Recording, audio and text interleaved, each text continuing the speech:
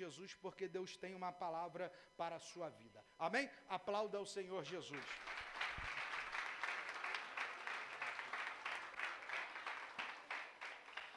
Igreja do Senhor, recebam todos a paz do Senhor. Amém. Que Deus em Cristo vos abençoe. Pode se assentar. Nessa oportunidade eu preciso expressar a gratidão da minha alma. Como já bem disse aqui o pastor desta igreja, nós já nos conhecemos há bastante tempo, há anos, né?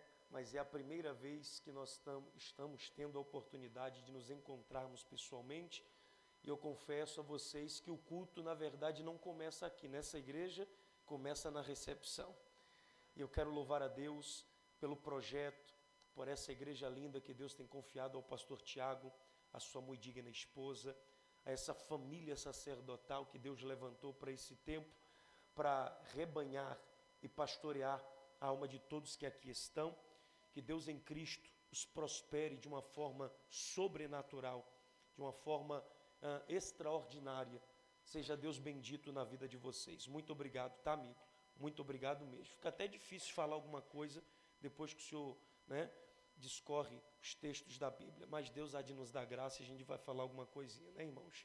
Deus abençoe a vida dos queridos também, os visitantes desta noite. Sejam todos mais que abençoados em nome de Jesus. Quantos querem receber a palavra, digam glória a Deus.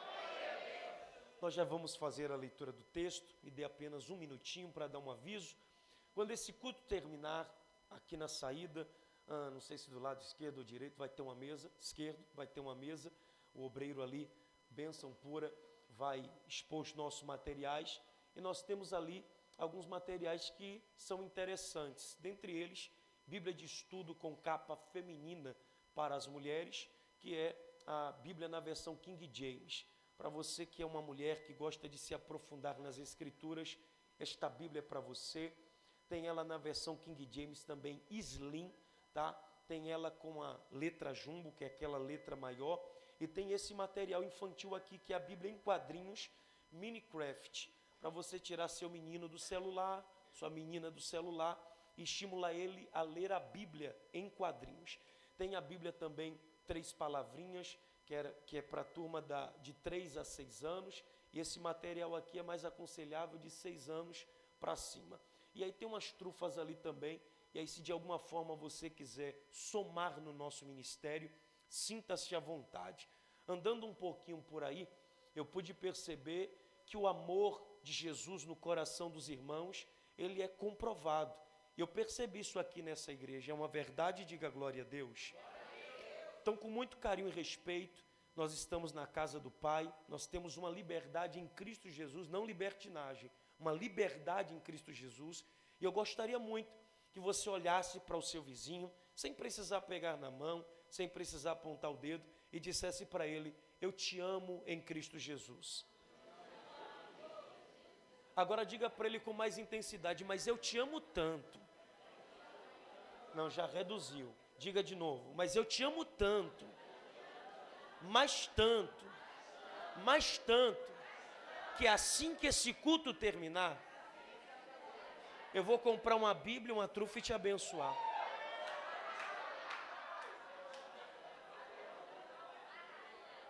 Amém, igreja? Na teoria foi tudo muito lindo, né? Espero vocês na prática, tá bom? Não passa lá desapercebido, não. Passa lá, eu quero apertar sua mão, pelo menos dar um pai do Senhor, né? Porque às vezes a pessoa não pode abençoar, aí vira o olho para frente, passa direto, parece até que está fugindo do pregador, mas passa lá.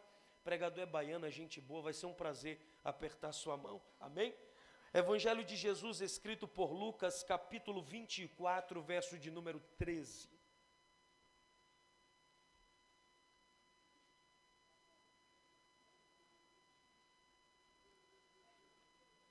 Nós vamos ler versos 13, 14 e 15, e em seguida verso 28 a seguir. Lucas capítulo 24, verso de número 13.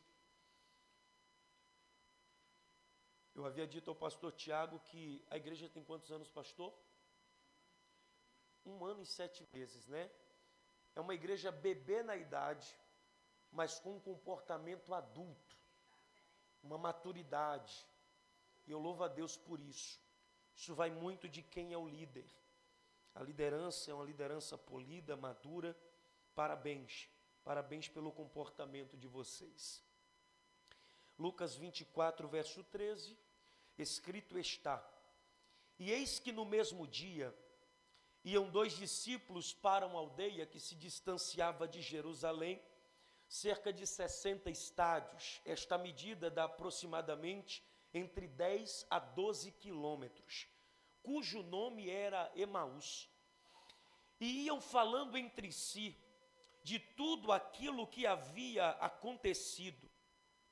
E aconteceu que, indo eles falando entre si e fazendo perguntas um ao outro, o mesmo Jesus se aproximou e ia com eles.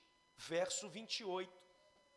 E chegaram à aldeia para onde iam. E ele fez como quem ia para mais longe.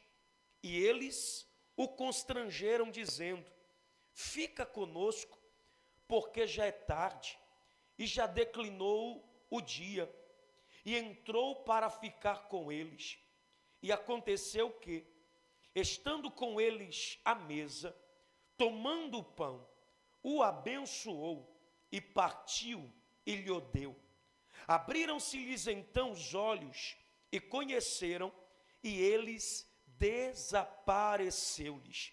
E disseram um para o outro: Porventura, não ardia em nós o nosso coração, quando pelo caminho nos falava e quando nos abria as Escrituras? Verso 33 para encerrarmos.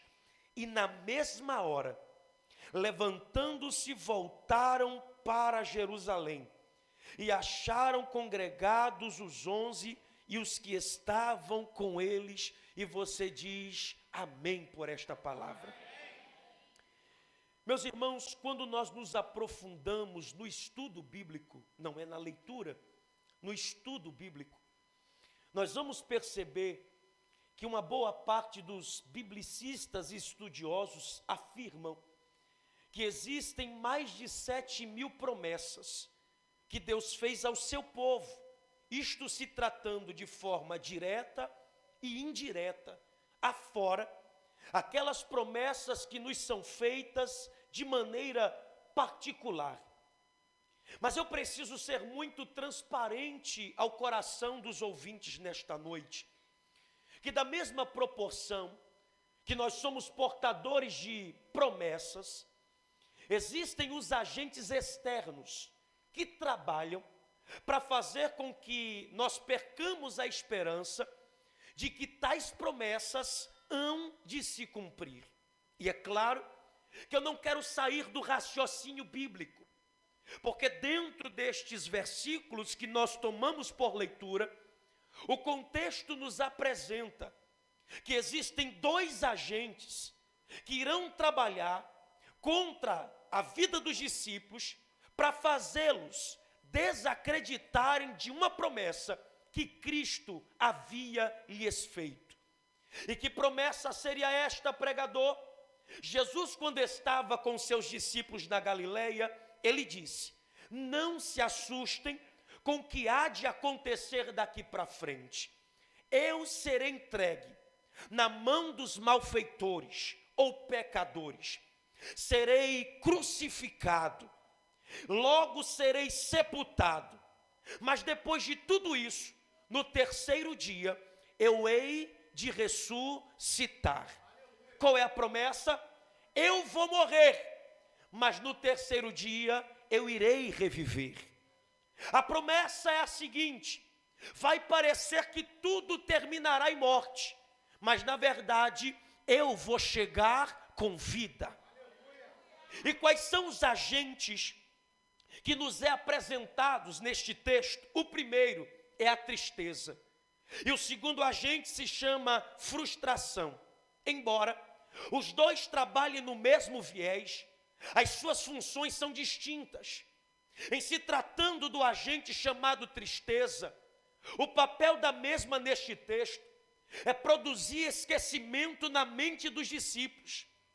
Mas Deus vai se encarregar de eliminar esses dois agentes na vida dos discípulos. E o primeiro agente que Deus se encarrega de jogar por terra se chama tristeza. De que maneira Deus fará isso? Um grupo de mulheres, vendo Cristo sendo sepultado, estão com seu coração ansioso para querer chegar no domingo, nas primeiras horas da manhã, porque no sábado era o dia do descanso, as ações físicas eram limitadas, mas elas estavam ávidas para chegarem no domingo e poderem visitar o sepulcro, passar especiarias no corpo de Jesus, passar aloés, perfume, bálsamos. Este era o desejo do coração dessas mulheres. Mas quando chega no domingo, nas primeiras horas do dia da ressurreição, elas não sabem que o Cristo já havia ressuscitado, mas elas querem acessar o sepulcro. Talvez alguém lhes indagasse dizendo: como é que vocês querem acessar o sepulcro para passar perfume em corpo de morto? Não é qualquer morto, é o corpo do Salvador, é o corpo de Jesus. Mesmo estando amortecido, merece reverência. Mas quando elas saem de casa, a fim de acessarem um sepulcro, nós enxergamos um problema geográfico aqui. É que existia uma pedra que pesava cerca de 2 toneladas, que impedia o acesso das mulheres ao sepulcro. Por mais que elas estivessem em grupo, a força não seria suficiente para remover a pedra. Mas isso não foi empecilho para desmotivá-las. Isso não foi empecilho para fazer com que elas desistissem de acessar o sepulcro. Muito pelo contrário, sabendo das dificuldades, foram assim mesmo. É aqui que eu aprendo, pastor Tiago, que o caminho do adorador nunca é fácil. Ninguém sai de casa sabendo que as coisas vão estar resolvidas. Você, ao chegar neste culto, você sabe as pedras que lhe esperam. Mas mesmo sabendo das pedras que lhe esperam, você não desistiu de vir cultuar. Você não desistiu de vir adorar. Mas é no caminho da devoção, da adoração, da entrega, que Deus se encarrega de trabalhar para remover as pedras do nosso caminho. O que eu estou dizendo é que você veio a fim de acessar Jesus, prestar um culto para Jesus, adorar a Jesus, mas você não imagina que no caminho para cá, as pedras que te pesavam foram removidas. No caminho da adoração, Deus resolve problemas. Eu preciso tomar a premissa desta palavra para dizer para alguém: Ele sabe as pedras que você precisa enfrentar, Ele sabe as toneladas que você vai ter que encarar, mas por causa do seu coração de devoção a Ele, Ele se encarregou de remover os pesos, Ele se encarregou de remover as pedras e liberar um acesso que você precisa. Agora a preocupação dela já não é mais a mesma. A preocupação era a pedra, mas a pedra já não está mais lá, foi removida da entrada do sepulcro. E qual é a preocupação agora, pregador? Se a pedra foi removida, será que alguém removeu a pedra para roubar o corpo? Só tem uma forma de sabermos. Vamos acessar o interior do sepulcro. Mas quando elas chegam no interior do sepulcro, aonde supostamente estaria o corpo de Cristo, só tem os lenços e os lençóis a qual eles estavam envolvidos. E agora elas já não acham mais o corpo. Mas ao se voltarem para casa, tem 2 anjos com roupas resplandecentes. Olhando para elas, elas perceberam que eram figuras angelicais. Virando seu rosto para baixo, atemorizadas, os anjos perguntam para elas: por que vocês buscam o vivente entre os mortos? Ele não está aqui, mas ressuscitou. Lembrai-vos de como vos falou estando na Galileia. Agora olha como é que Deus joga por terra. Não está aqui, mas no verso de número 8 de Lucas 24 escrito está: e lembraram-se das suas palavras. Por que Lucas está dizendo que elas se lembraram das palavras de Jesus? Porque os anjos refrescaram a memória dessas mulheres. Porque a tristeza tem esse poder. de apagar da sua memória algum tipo de palavra profética, algum tipo de promessa que Jesus fez a você, seja em um determinado ambiente de culto ou não.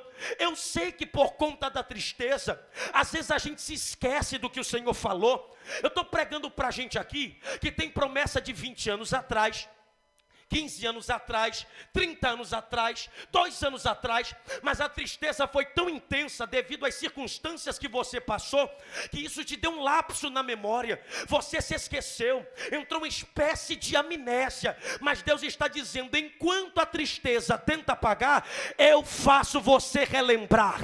Deus não te trouxe aqui para renovar promessas, porque promessas não envelhecem, mas Deus trouxe você aqui para renovar você para as promessas e dizer para você, nenhuma delas cairá por terra, todas elas estão vivas e de pé. Deus se encarregou de eliminar o primeiro agente chamado tristeza. E agora quando essas mulheres se voltam para uma casa, onde supostamente um grupo de discípulos estavam reunidos, elas vão relatar o ocorrido do sepulcro. Mas vocês acham que os discípulos vão crer no testemunho, no relato que sai da boca delas? Não. Não tem coisa pior, pastor Tiago e pastora, do que a gente falar das maravilhas de Deus para quem é incrédulo. Já imaginou? Depois de um culto poderoso como esse, você contar para quem não veio no culto o que Deus fez, o que Deus falou, como Deus operou, ele vai fazer pouco caso, cara de deboche, e você precisa estar blindado. Porque nem todo mundo vai crer naquilo que você recebeu. Nem todo mundo vai dar crédito àquilo que você está testemunhando. Mas você não tem que se preocupar ou se apoiar na reação dos outros. Porque não foram eles que viram. Quem viu foi você. Quem recebeu foi você. Foi liberado para você. Então se você foi o alvo de Deus, já é motivo para você celebrar. Se eles não querem acreditar, é um problema particular deles. Mas agora entra em exercício o segundo agente, chamado frustração. Enquanto a tristeza dá uma espécie de apagão na memória dos discípulos, a frustração vai agir com mais intensidade. A primeira coisa, a frustração quer nos tirar de uma geografia, aonde algum tipo de promessa nos foi feito. E eu não estou dizendo aqui que você tem que ser refém de geografia, mas cá para nós existem promessas específicas que são feitas em lugares específicos e que só irão se cumprir nesses lugares aonde as promessas foram feitas. Quando esses 2 discípulos saem da casa onde o grupo de discípulos estavam reunidos, a Bíblia nos afirma que o nome de um desses era Cleopas e o outro não se sabe o nome. A tradição judaica aponta para esse Cleopas como sendo tio de Jesus. Quer dizer, se ele é tio de Jesus, nem o tio está considerando a história do sobrinho. Porque nem sempre os da nossa casa vão crer naquilo que Deus tem com a nossa vida. Cleopas e o outro discípulo saem endereçados para Emaús, que é o lugar da sua residência, que é o lugar onde eles moravam, que é a aldeia onde eles habitavam. Eles vão caminhar entre 11 a 12 quilômetros, porque estão frustrados. Mas a palavra que eles vêm trocando no caminho, o assunto na boca deles é Jesus. Eles estão falando de Jesus, o assunto é Jesus. As pessoas dizem, onde estiverem 2 ou 3 reunidos, aí estará o Senhor no meio de vós. Não é bem assim. Onde estiverem 2 ou 3 reunidos, falando do nome dele, aí ele se apresenta. Porque 2 ou 3 reunidos falando de qualquer coisa é encontro, mas 2 ou 3 reunidos falando dele é culto. Jesus decide ir até eles para os acompanhá-los. Jesus vai persegui-los. Jesus vai com eles. Porque quando eu saio de uma geografia a qual Deus não me autorizou, sempre eu vou ter 2 trabalhos. Qual é o primeiro, pregador? O de sair. E o segundo, de voltar. Então pegue a mão desse vizinho, por gentileza. Balança a mão dele aí. E diga para ele, não saia da geografia que Deus te fez a promessa. Porque quando você sai, você vai, obrigatoriamente vai ter que voltar. Porque Deus não disse para eles, pastor Tiago, sai Cleopas, sai fulano de tal, volta para Emaús. A atitude de saída é por conta da frustração. Eles estão frustrados. Mas o assunto da boca deles é Jesus, mas não é o Jesus do domingo, é o Jesus da sexta-feira. Eles estão tratando do assunto da dor, do choro, do pranto, do sangue, do escárnio, da humilhação, mas já é domingo. E eles ainda estão insistindo em falar do assunto da sexta-feira. Não é que você tem que se esquecer da sexta, mas nada como um dia após o outro. Sexta-feira ficou para ontem, hoje já é domingo. Hoje é dia de celebrar. Hoje não é dia de rememorar os assuntos tristes. Jesus está dizendo: eu vou me aproximar de você para tirar o assunto da sexta e colocar o assunto do domingo. Porque ainda você está preso no passado, no sofrimento, na dor, no trauma. Ele está dizendo: é domingo de celebração. Não aceite a sexta-feira. Se você quer falar da sexta, fale como testemunho, porque o domingo é de vitória. Até quando você vai ficar insistindo nos assuntos da sexta-feira? Ah, porque meu passado foi assim, eu chorei muito. Eu não estou minimizando a sua dor. Eu não estou anarquizando com aquilo que você já sofreu. Mas está na hora de você superar. Hoje já é domingo, é dia de celebração. O que você achava estar morto, hoje já não está. Está vivo, está de pé. E ainda você está falando de coisa morta, enquanto aquilo que você trata como morto já está vivo. Jesus se aproximou, mas não se deu a conhecer para eles, como se fosse Jesus. Colocou uma espécie de empecilho nos olhos deles, para eles não saberem que era Jesus. Mas na concepção desses dois discípulos, Jesus é um mero forasteiro que participou da Páscoa e agora está voltando para a sua cidade de origem. Aí Jesus chega dando uma de desentendido e pergunta: que palavras são essas que caminhando vocês vêm trocando no caminho? E por que é que vocês estão tristes? Olha o que Cleopas vai dizer: és tu só o peregrino em Jerusalém e não sabe as coisas que nela têm acontecido nestes dias? Aí Jesus pergunta: quais coisas? E eles começam a dizer as que dizem respeito a Jesus o Nazareno, que foi um profeta poderoso em obras e palavras diante de Deus e de todo o povo. E como os principais dos sacerdotes e os nossos príncipes o entregaram à condenação de morte e o crucificaram. Agora veja o motivo da frustração. E nós esperávamos que fosse ele o que remisse a Israel. Mas até agora, com tudo isso, já é o terceiro dia, desde que essas coisas aconteceram. É mais ou menos assim. Ele disse que ia ressuscitar, nós achávamos que ele iria remir Israel, e é o terceiro dia, até agora nada aconteceu. Embora as mulheres disseram, que os anjos disseram que ele estava vivo, mas a gente não viu nada. Então o jogo está 0-0, não saiu disso. Está explicado o motivo da frustração. Porque eles estavam esperando Jesus de um jeito, e Jesus não apareceu do jeito que eles estavam esperando.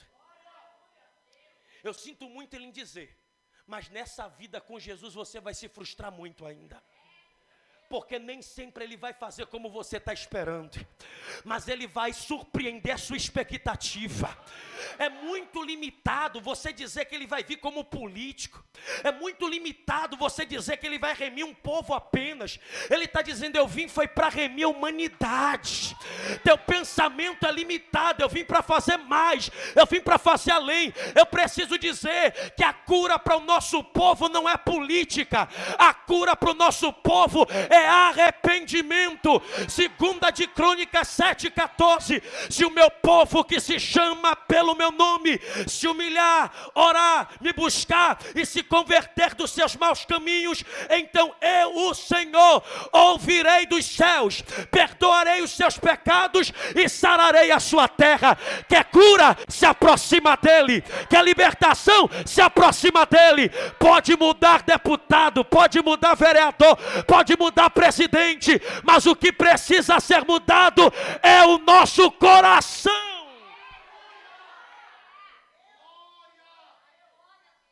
Nós esperávamos. Imagina se o céu trabalhasse com a nossa programação. Eu não estou dizendo que Deus não entre na nossa programação, não é isso. Mas quando já existe um cronograma estabelecido, não é o nosso que vai alterar o de Deus. Eles estão frustrados porque eles esperavam que Jesus aparecesse de uma forma. E Jesus não apareceu do jeito que eles queriam. Aí olha o que Jesus responde para eles. Ó nécios e tardos de coração, para crer tudo o que os profetas disseram. O que para você é novidade, já estava escrito. Porventura, não convinha que o Cristo padecesse essas coisas e entrasse na sua glória? E aí Jesus começa a fazer a exposição das Escrituras. Torá, profetas, salmos, aonde se dizia respeito a ele expôs para esses dois discípulos. Mas pensa numa conversa boa, não é quando a gente fala mal do pastor, mal da igreja, mal dos outros. Conversa boa é quando a gente fala de Bíblia, é quando a gente fala do céu. A hora passa que a gente nem sente. Foi o que aconteceu com os dois. Eles estavam tanto falando de Bíblia, aprendendo Bíblia, com a própria palavra, que o dia foi declinando, a noite foi chegando. Aí Jesus dá uma de quem vai passar direto. Um olha para o outro e diz: que conversa gostosa foi essa? Vamos chamá-los para estar conosco? Aí a Bíblia diz: e eles o constrangeram. Sabe por quê? Jesus não queria entrar. Você constrange alguém quando você insiste numa coisa. A pessoa já disse que não quer. Jesus fez como quem ia passar direto. Estão eles convidando: entra, fica aqui com a gente. Jesus: não, deixa para outro dia. Entra, fica aqui com a gente, deixa para outro dia. Porque em algumas casas Jesus vai se autoconvidar para entrar, mas em outras ele fica aguardando o convite. Dá uma cotovelada no seu vizinho, pergunta para ele: vai chamar Jesus para entrar? Ou vai deixar ele passar direto? Não, vai chamar Jesus para entrar depois dessa palavra? Ou vai chamar ele para entrar ou vai deixar ele passar direto?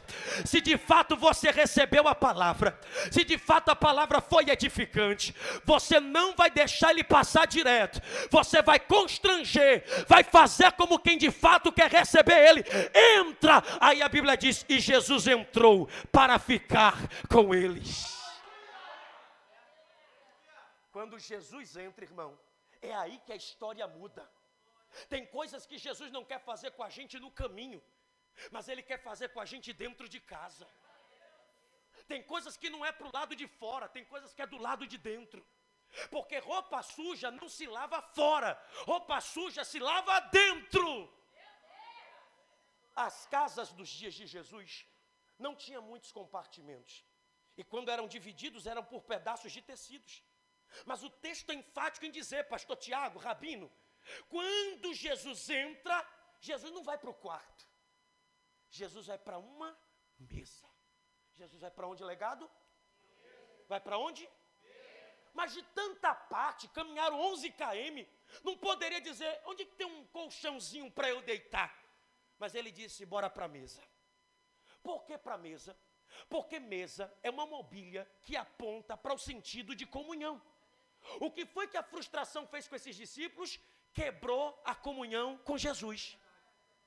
Porque quando você não entende que Deus ainda tem o poder para fazer, sua comunhão está quebrada. Quando você já não vê mais sentido no operar de Deus, sua comunhão está quebrada. Então, antes de Jesus mostrar a promessa cumprida, ele diz: vamos restaurar a comunhão primeiro. Vem para a mesa. Jesus não trocou palavra nenhuma. Já tinha um pão na mesa, o cenário estava todo pronto. Ele pega o pão, pastor Tiago, apresenta o pão, abençoou o pão e partiu. E fez o quê? Partiu. E deu para eles 2 pedaços, um pedaço para Cleopas e um pedaço para o outro. Quando eles recebem o pão, a escama cai dos olhos. Eles veem Jesus sentado aqui na frente, e Jesus faz o quê? Desapareceu-lhes. Olha o que eles estão dizendo. Espera aí, a gente saiu de lá de Jerusalém, achando que ele estava morto, e ele apareceu sentado nessa mesa, mostrando que está vivo. Não, espera aí, você tem certeza que é o nosso mestre? Claro que eu tenho. Qual é o seu discurso? Na última ceia, ele estava sentado igualzinho numa mesa. Na última ceia, ele pegou um pão também. Na última ceia, ele levantou o pão e orou igual fez aqui. Na última ceia, ele partiu o pão também e disse, pode pegar. Então só tem um que abençoou o pão desse jeito, partiu o pão desse jeito e senta na mesa desse jeito. Ah não, eu vim dizer para legado, a comunhão está sendo restaurada e a promessa está sendo cumprida. A comunhão está sendo restaurada e a promessa está sendo cumprida. Se o diabo pensou que tu ia ficar de fora, Jesus entrou para ficar contigo. Alabaxandaraia. Ele está dizendo, eu estou te esperando nessa mesa. Vamos restaurar a comunhão. Vamos restaurar a comunhão, porque a promessa não morreu. A promessa está viva. Deixa eu ver quem...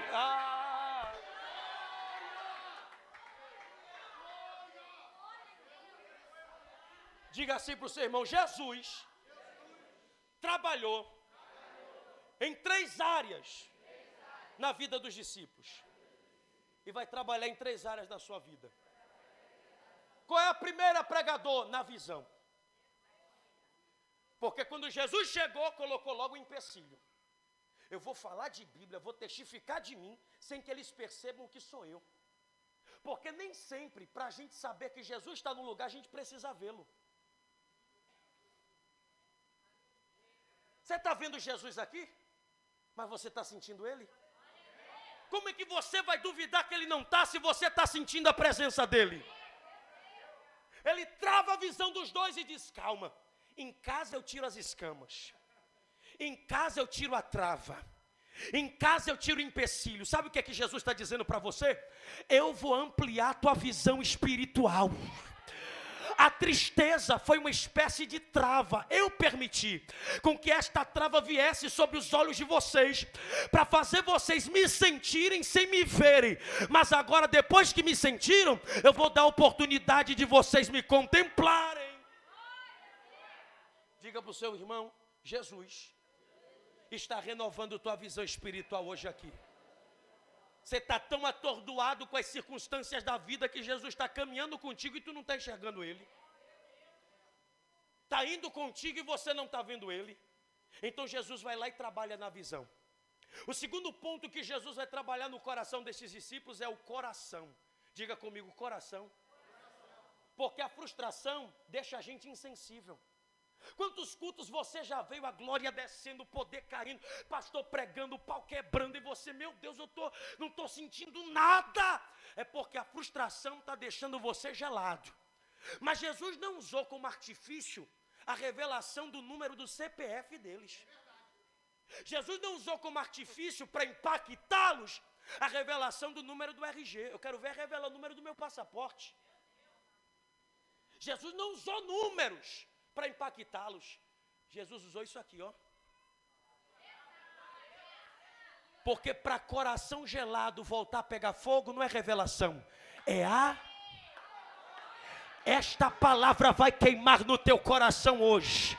Se tu entrou gelado, as geleiras estão sendo derretidas agora pelo fogo intenso da palavra. A palavra vai te dar sensibilidade de novo. Disse Jeremias, eu apanhei, eu fui zombado, e a decisão que eu tomei, não falo do teu nome, nem menciono a tua palavra, mas de repente o fogo da palavra acendeu no meu coração, tomou conta de toda a minha estrutura óssea, e eu não consigo mais me conter. A palavra te acende nesta noite. Terceiro, Jesus toca nos pés e vai dar o que para eles? Velocidade. Eu vou uma vez mais. Jesus toca os pés desses 2 discípulos e dá para eles velocidade. Pregador, você está viajando na maionese, se empolgou porque a gente deu glória. Não, está no texto. Imediatamente. A gente já caminhou 11 quilômetros. Vamos descansar, ele já apareceu, estamos fartos da sua presença. Amanhã a gente faz o que precisa ser feito. Não. Se eu preciso fazer alguma coisa agora, eu não posso adiar para amanhã. Se a oportunidade é hoje, eu tenho que abraçar hoje. Mas não é qualquer velocidade, é uma velocidade com direção. Velocidade sem direção não é de Deus, mas velocidade com direção é de Deus. Mas para que é, pregador, que Deus vai me dar velocidade? Porque você está sendo negligente com aquilo que Deus está mandando você ter agilidade. Você está tratando de forma lenta aquilo que Deus está dizendo, eu tenho pressa. Não, pregador, mas tudo é no tempo de Deus. Ô fofo e fofa de Jesus. Você tem quanto tempo de crente? 10 anos? É dinossauro na fé já? 50, 70? Não sei. Desde o dia que você entregou sua vida para Jesus, você não vive mais no seu tempo. É o tempo de Deus na sua vida. Mas você está tão devagar que está usando o fator tempo para te beneficiar. E Deus está dizendo, esse tempo teu aí não é meu não. Porque tem gente que já poderia estar voando. Mas ele mesmo se atrasa no que Deus deu aceleração para ele. Os discípulos voltam imediatamente para a geografia da promessa. Eles poderiam dizer, bora descansar, Jesus entende nosso cansaço. Amanhã a gente vai. Não! Ele está dizendo, eu tenho pressa em cumprir algumas coisas na vida de vocês. Não, queria que você levantasse a mão do irmão lá no 3º andar, lá em cima, e dissesse para ele, não trate de forma lenta aquilo que Deus já te deu velocidade para fazer. Pregador, esse negócio de velocidade tem na Bíblia? Claro que tem. Paulo escrevendo aos Filipenses, ele diz, uma coisa eu faço é que, esquecendo-me das coisas que para trás ficam, eu avanço para aquelas que estão diante de mim. Sabe com base no que Paulo escreveu isso aqui? Paulo estava sentado numa arena de corrida. Ele viu o atleta correndo e achou aquilo interessante. Se os atletas se preparam para correr uma maratona, então nós como cristãos estamos numa maratona da fé. Então o Senhor está nos dando velocidade para alcançarmos o alvo que Ele já preparou. Não, acho que eu não convenci esse lado aqui não. Segura aí que eu vou convencer eles aqui agora. Eu quero então que vocês me expliquem 1 de Reis, capítulo 18, verso 45. O que está escrito lá? Elias acabou de duelar com os profetas de Baal e Deus venceu com Elias. O fogo caiu. Agora Elias vai profetizar a restauração da chuva sobre Israel. Ele olha para um lado e não vê nada. E diz para o moço dele, olha lá para você ver. O rapaz disse, eu também não estou vendo nada. Elias foi e colocou a cabeça entre os joelhos. E disse, olha para a banda do mar 7 vezes. Quantas vezes? 7. Na 7ª vez o rapaz disse, eu estou vendo uma nuvem. Mas é pequena, parece a mão de um homem. Porque tudo depende de quem está vendo. Quando moços veem, eles veem coisas pequenas. Mas quando profetas ouvem, eles sabem que são coisas grandes. Na tua concepção é pequeno. Eu vou profetizar pelo que eu ouvi. Você disse que viu pequeno, mas eu sinto que é uma grande chuva que está chegando sobre este povo. Eu vou de novo. Você pode ter visto pequeno, mas ao ouvir sua referência, eu acabo de sentir pelo Espírito que não é nada pequeno, é uma grande nuvem que vai trazer uma abundante chuva e vai molhar a terra que estava seca. Agora escute isso aqui. Elias olhou para Acabe e disse, Acabe, aparelha teu carro e vai para Jezreel, porque a chuva está chegando, e se você não correr agora, você não chega em Jezreel. Aí o texto diz, e Acabe aparelhou seu carro, montou no carro e partiu para Jezreel. Só que quando a gente lê 1 de Reis 18:46, está escrito assim, e Elias cingiu seu lombo, apertou o cinto e chegou primeiro que Acabe. Não, me explica isso aqui. 2 indivíduos partem de um mesmo lugar a fim de chegar no mesmo lugar. Um vai de carro e o outro vai a pé. Quem é que chega primeiro? E como é que o texto está dizendo que Elias chegou primeiro? Porque a velocidade de Elias não é terrena. A velocidade de Elias é espiritual. O pregador ficou confuso, eu vou melhorar para você. A Bíblia diz que a mão de Deus era sobre Elias. Elias está no tempo de Deus, vivendo algo de Deus, e a mão de Deus é sobre ele. Quando a mão de Deus for sobre você, e é o tempo de Deus na sua vida, você nunca chega atrasado. Acabe pode ir no carro na frente, e você pensar, fiquei para trás. Deus está olhando e está dizendo, ei, a sua velocidade é outra, a dele é terrena, mas a sua é espiritual. Deus está dizendo, não se assuste, se ainda esta semana algumas coisas que não aconteciam há anos voltarem a acontecer, é eu te dando velocidade. Pega a mão desse irmão aí, coloque ele em pé contigo agora, balança ele e diz velocidade. É o que Deus está te entregando hoje aqui. Hoje Deus toca a tua visão, aquece teu coração e te dá velocidade. Eu vou pedir com todo respeito, você vai abraçar alguém agora que você tem intimidade, varão com varão, varoa com varoa. Você vai dar aquele abraço de urso panda pentecostal. Você vai dizer para ele, Jesus está tocando na tua visão, aquecendo o teu coração e te dando velocidade. Se você continuar do jeito que está, você vai perder Jesus, você vai perder a oportunidade de participar do maior culto de avivamento da história. Se você ficar em Emaús, tu só vai ouvir dizer o que aconteceu em Atos 2. Mas se você acelerar teus passos, você vai participar do culto do derramamento do Espírito, vai ver a promessa cumprida e o nome dele vai ser glorificado.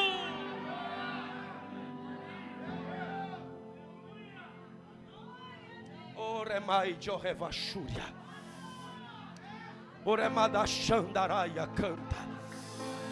Eu não vim pregar para uma igreja morta. Eu não vim pregar para uma igreja morna. Eu vim pregar para uma igreja viva, para uma igreja pujante, para uma igreja que está debaixo de promessa. Eu vim pregar para uma igreja que é celeiro de profetas. Eu vim pregar para uma igreja que Deus tem pressa. Quem olha para o tempo de casa diz, como pode? Esse povo está vivendo tudo isso com intensidade. Eu tenho 10 anos pastoreando e nunca vi isso. Não depende do tempo de casa, depende da aceleração profética. Deus deu velocidade para vocês, e é isso que vocês vão viver. Essas paredes irão cair, o templo irá se expandir, a obra vai crescer, e o nome de Eita, meu Deus do céu. Pastor Tiago, eu não posso profetizar por conveniência, nem por amizade, mas no meu espírito ele brada dizendo, diga para ele, que essa igreja vai chegar o tempo que terá 4 cultos no domingo. Essa igreja vai viver um tempo de velocidade. Oremachore vai a canta.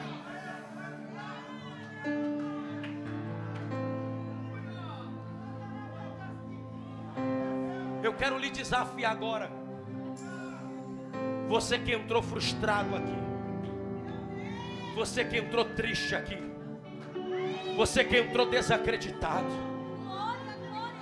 dá uma chegadinha nesse altar, que eu quero orar por você aqui. Você que precisa de uma visitação de Deus, você que precisa de um revestimento espiritual.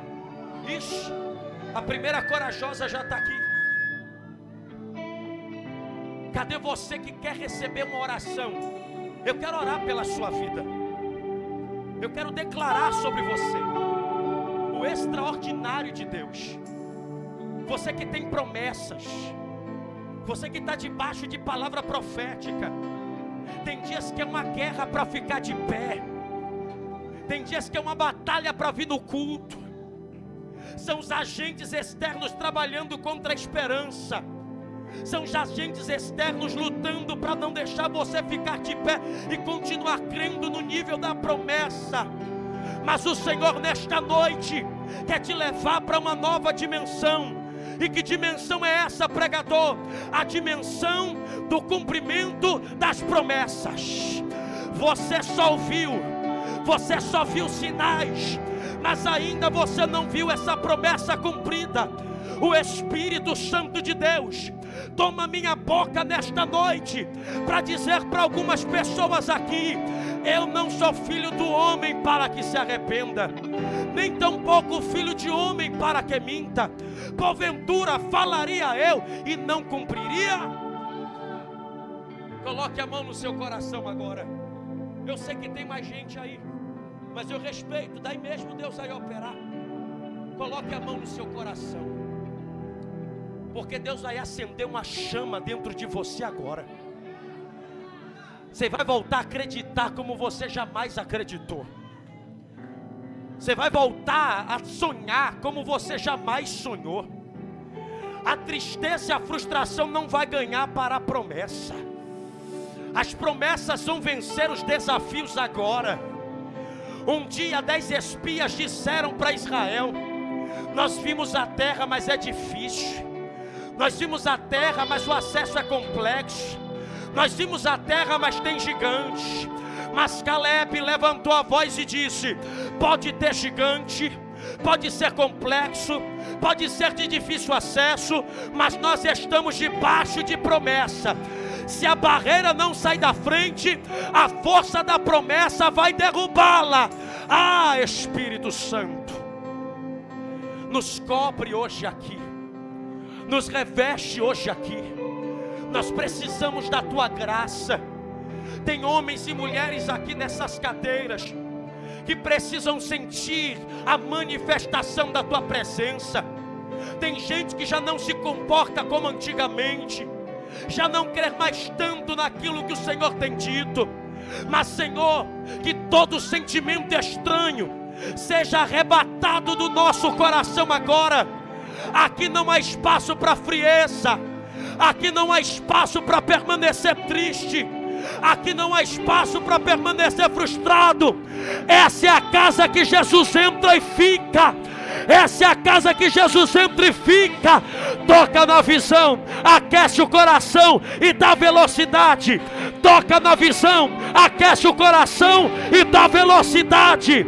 Toca na visão, aquece o coração e dá velocidade. Espírito Santo, Espírito Santo, Espírito Santo, enche ela agora, enche ela agora, renova ela agora, em nome de Jesus. Olha as barreiras caindo ao teu redor, olha os gigantes caindo ao teu redor. Pisa, pisa, olha a terra da promessa, olha a terra da promessa. Oh, pisa, pisa com ousadia, mulher. Pisa com autoridade, recebe essa graça aí, ó. O rebaixandaraia. Há uma graça. Algo novo começou. Começou. Uma nova porta se abriu. Ouço o barulho. Eu estou ouvindo barulho de porta abrindo. Eu estou ouvindo barulho dos anjos saindo. Ai. O rebaixanda. Seja renovado aí agora. Seja batizado aí agora. O Cristo do Calvário está aqui. Ouço tambores, ouço tambores. Olha o barulho. De um grande exército. Olha o barulho. De um Olha o barulho. exército que se levantou. Toda a batalha que se levantou para impedir o cumprimento das promessas cai por terra agora. Cai por terra agora. Velocidade e constância, fogo e glória serão a marca dessa nova geração. Velocidade e constância, fogo e glória serão a marca dessa nova geração. Velocidade. Abra seus braços.